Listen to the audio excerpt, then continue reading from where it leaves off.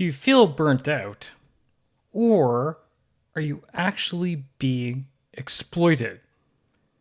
That's a topic which recently came to my attention, and I thought long and hard about it, and then I decided to dig into it. So, let's go and tackle that today, shall we? Are you ready for this? All right, let's do it.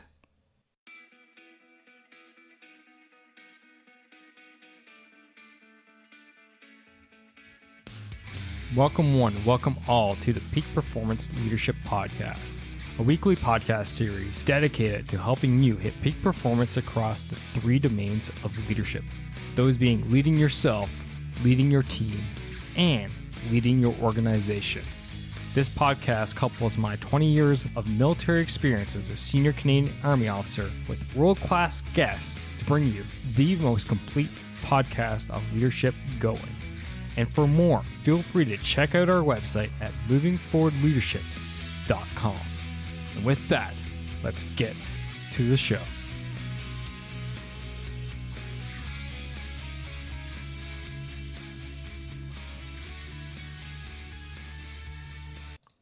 Yes, welcome one, welcome all to the Peak Performance Leadership Podcast. It is your Chief Leadership Officer, Scott McCarthy, and thanks for tuning in to this episode today, a super interesting one from my standpoint.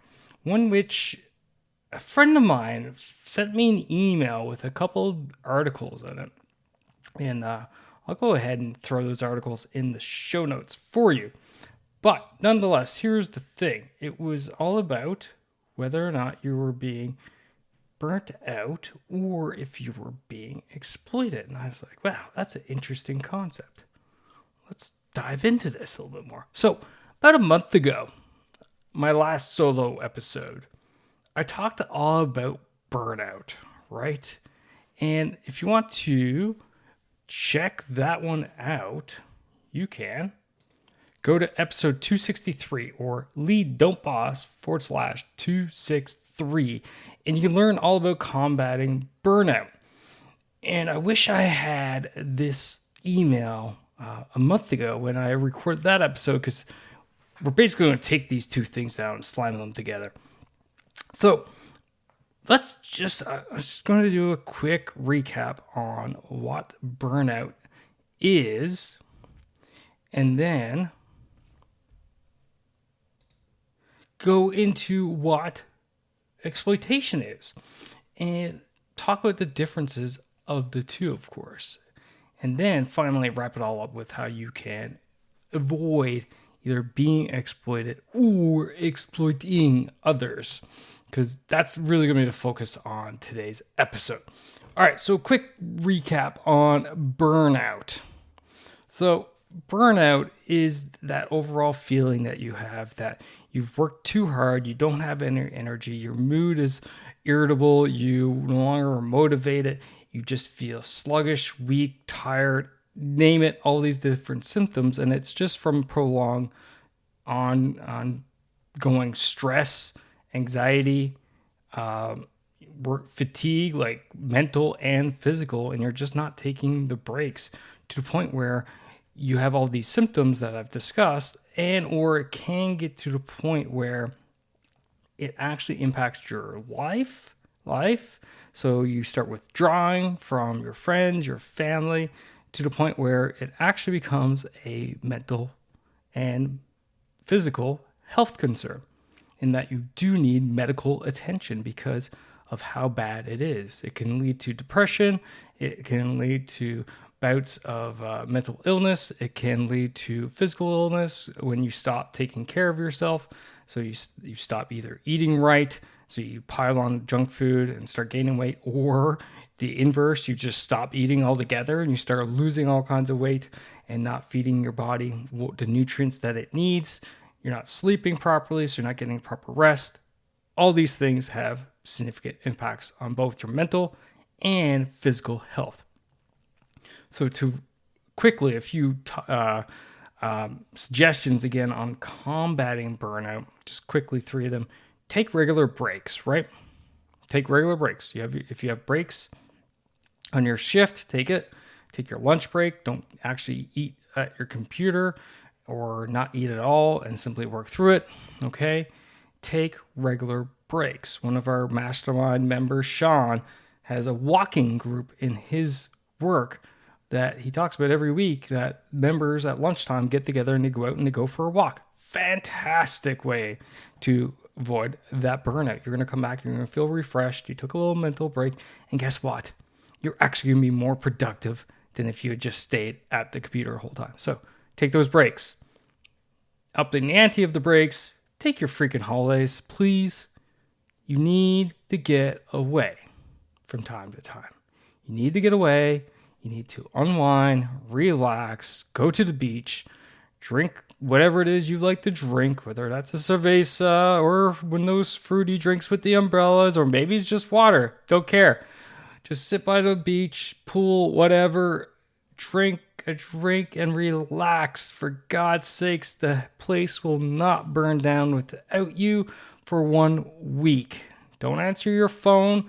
Tell people not to respond. Tell people not to contact you. You are going off the grid. Okay? That will help you avoid burnout because it gives you that chance to recharge your batteries, much like the breaks do. This case, this is all about simply allowing your body, your mind to rest and relax over the course of a longer duration. All right. And then the final tip on avoiding burnout is delegating. And this ties into the last point, because when you go away on a vacation, delegate your authorities so that you don't have to be the one that does everything all the time.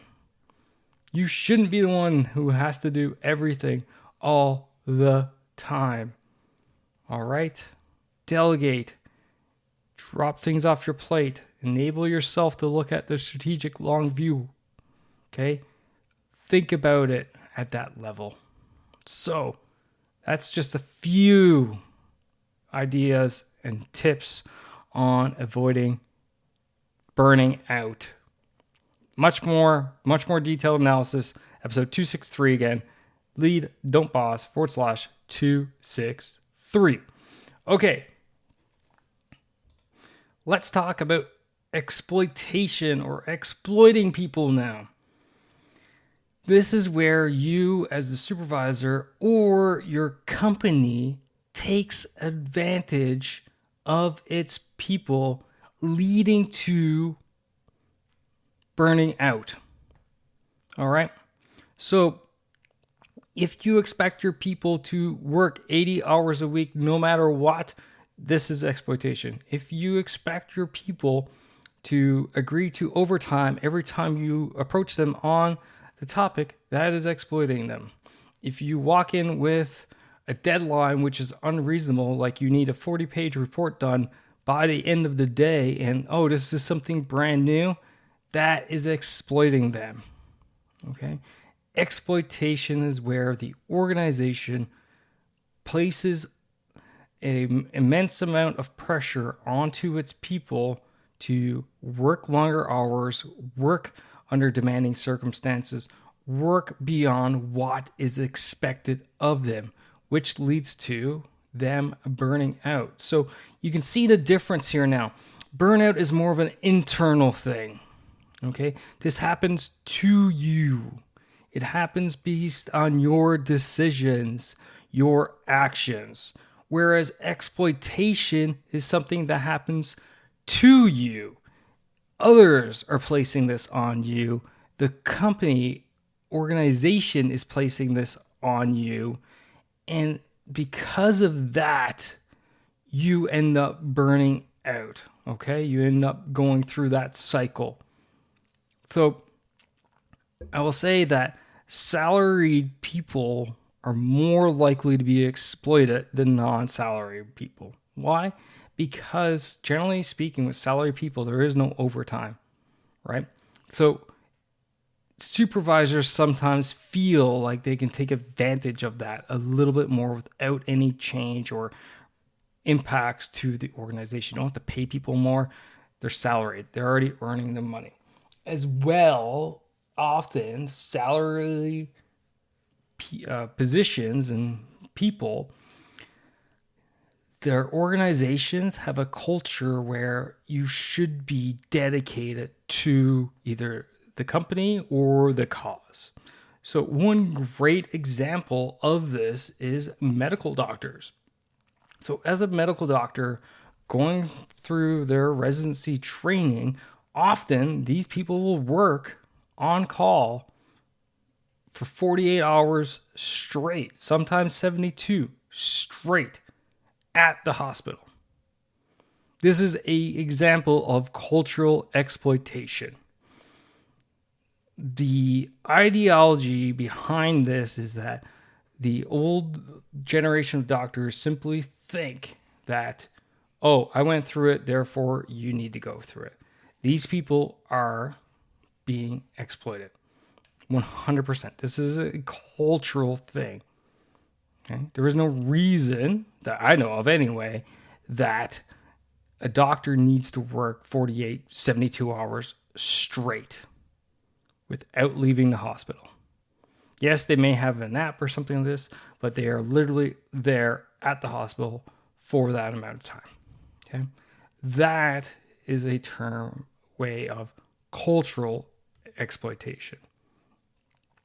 An organization's exploitation could be, again, of the salary people of, oh, you're not dedicated to this organization. You're not dedicated to this company. You don't want it to succeed. And you see this in business a lot. People working super long hours, get the deal done. Got it.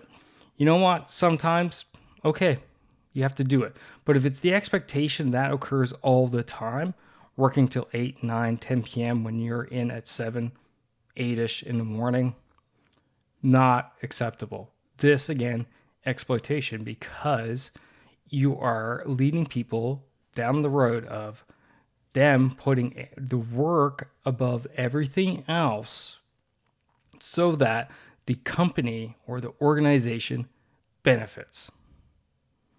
All right. Yep. When they're there, they're there. When they're working, they're 100% there to work. Don't disagree with that. However, if the expectation is that they go beyond their normal hours all the time, they go beyond their normal hours for the good of the company, they go beyond their normal hours with no real compensation to pass it off, then they're being exploited. So, summary quickly, burnout is something that happens to you. Again, exploitation is something, let me rephrase. Burnout is something that happens within you, and exploitation is something that happens to you. Okay? So, again, in the internal versus external. So, if you feel burnt out, maybe you might want to stop and pause for a second. Or if your people are complaining about burnout, stop and pause for a second and think about, okay, what is actually causing it? Is it actually burnout, or is it a symptom of the greater issue of exploitation going on? Because that quite possibly could be it. So let's talk about how we can now combat exploitation. And I'm going to do this from two vantage points, I guess, perspectives, rather, I should say. And that is one, you as the exploiter potential, as like a supervisor, as a business owner, as a leader within your organization. And then you as the exploitee or exploited, as just a member of your organization, of your company. And let's look at them differently, because it's basically different how we want to combat this.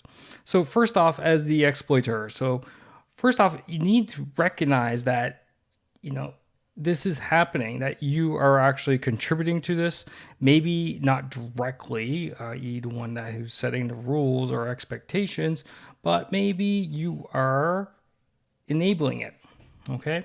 Especially if you're a middle manager. A lot of middle managers find themselves in this position where they're forced to enforce the rules and policies and culture and values of the organization.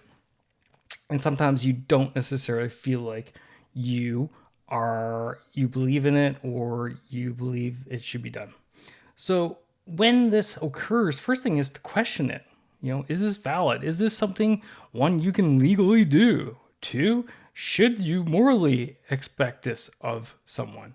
So if you expect someone to work onerous amounts of hours without any compensation and it to be the norm, is that legal? Is that moral? Is that justifiable? Okay. Next thing is, as within this framework and this role, is to question whether or not it's even necessary. Expecting people to work long hours all the time is not a test or a show of dedication or dedication to the cause, but rather poor planning on your behalf to ensure that people have enough time to achieve what they have to achieve within the time expected. So, square away your planning. Do better planning. Okay? Plan backwards so that you have an understanding of how long it's going to take you to achieve the things you need to achieve. And then finally, the thing is understand the world is constantly changing and that you and your organization need to change with it. The values of today are not the values of yesterday. And our people are demanding more flexibility. They're demanding flexibility to work at home. They're demanding flexibility to take vacation time as they actually need it. They're demanding the flexibility of working off hours, and so on. You can either adjust your organizational culture to meet this, or you can get left behind and lose out on the top talent out there because this is the expectations of that top talent. No longer are they expecting or accepting that they have to punch in the hours because that's what a good worker does and that is the best for the company. Sure, from time to time they'll understand and they'll accept it. But the other thing is that they do not accept it all the time. So if you're in a situation where from time to time you need people to go above and beyond, which is cool, sometimes we need that, then you need to also be ready and willing to provide it back to your people when they ask for it. So letting them go a little bit early on Fridays, letting them come in a little bit late during the workday, giving them a little bit extra time off here and there, a little bit more flexibility goes a long way, especially for those salaried people.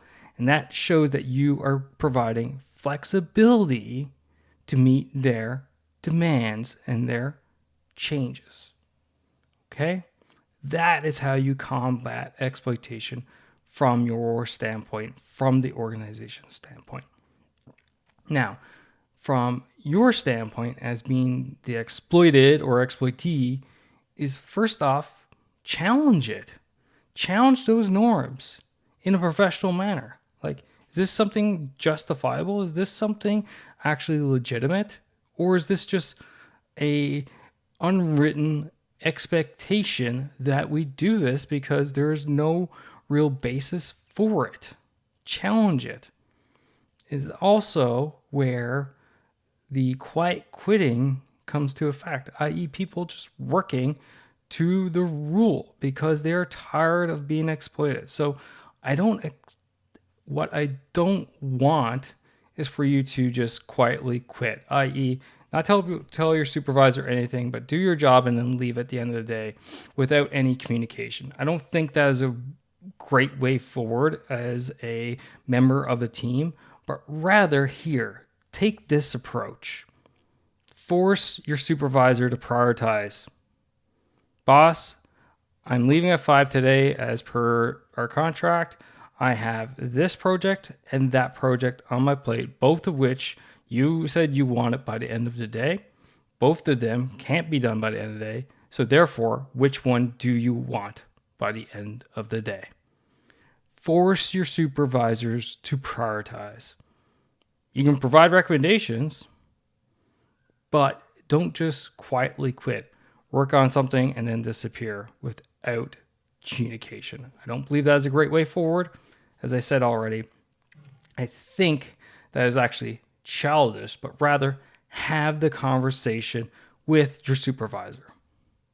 Have that conversation. And what that's going to do is open their eyes to the fact that, one, you're not given enough time to do the tasks that are assigned to you. Two, they are breaching the agreement between you and them regarding hours of work and expectations. And the final thing that you can do to combat exploitation is simply say no.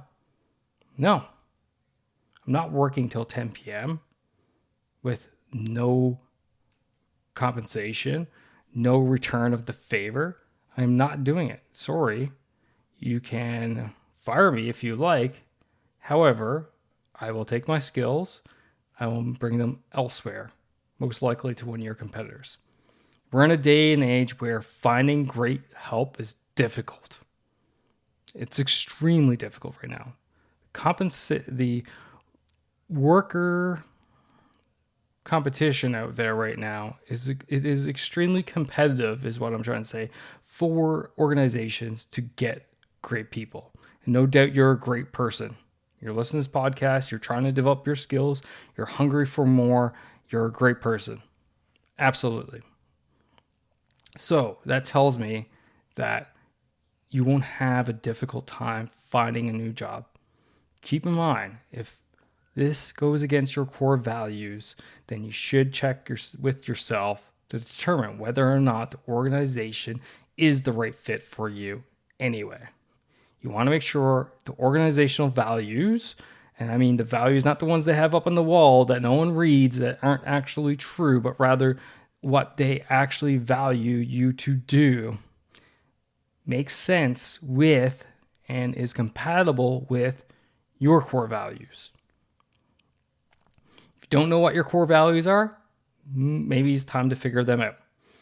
We have an exercise at the Leader Growth Mastermind where that is one of the first things you do when you show up is check out your core values so that you can have an understanding what they are. And then from there, you can make decisions based off of those core values. So there you have it, folks. Burnout versus exploitation and how to combat exploitation moving forward. I'd love to hear your thoughts on this. If you feel like you're being exploited, if you feel like you're burning out, if you feel like you've been exploiting without even realizing it, then there's always time to change. There's always time to do something different, but you need to act now. All right, before I wrap up here, I do got a last couple little points for you. And that is, as we go into the summer period, I'm actually taking some holidays myself so I don't burn out. I will fully admit this time of year gets difficult for me to podcast because I'm getting tired. It takes a lot of work to get these shows up, and I'm not burning out per se, but I do get run down from it. So I'm taking a few weeks off now, and we're going to reset, recock, get ready to rock for the late summer and then into the fall. So I'm taking a few weeks of holidays, and then what you can expect is probably a bit of a break in production of shows. May drop one episode more. We'll see. Depends on if I get the time between now and when I leave for my vacation or not. As well, the Leader Growth Mastermind is going to be closing its doors. So you have until 9 July to sign up. If you don't sign up before 9 July, or by 9 July, I should say, you won't be able to sign up until probably late August, early September timeframe. So I'm closing the doors for a bit. you've been interested, it's the great time to check it out. It's a great time always to join us. I've made mention of it a few times now, but clock is ticking. You may have to wait. So 9 July is the deadline to sign up by. After that, we're going to close the doors for registration and then reopen them in about 6 weeks time or so. So there you go. All right. That's it for me, folks. As always, lead, don't boss. Take care, and we'll see you next time. And that's a wrap for this episode, ladies and gentlemen. Thank you for listening. Thank you for supporting the Peak Performance Leadership Podcast. But you know what you could do to truly support the podcast? And no, that's not leaving a rating and review. It's simply helping a friend. And that is helping a friend by sharing this episode with them if you think this would resonate with them and help them elevate their performance level, whether that's within themselves, their teams, or their organization. So do that. Help me, help a friend. Win-win all around. And hey, you look like a great friend at the same time. So just hit that little share button on your app and then feel free to fire this episode to anyone that you feel would benefit from it. Finally, there's always more. There's always more lessons around being the highest performing leader that you can possibly be, whether that's for yourself, your team, or your organization. So why don't you subscribe? Subscribe to the show via movingforwardleadership.com/subscribe. And until next time, lead, don't boss, and thanks for coming out. Take care now.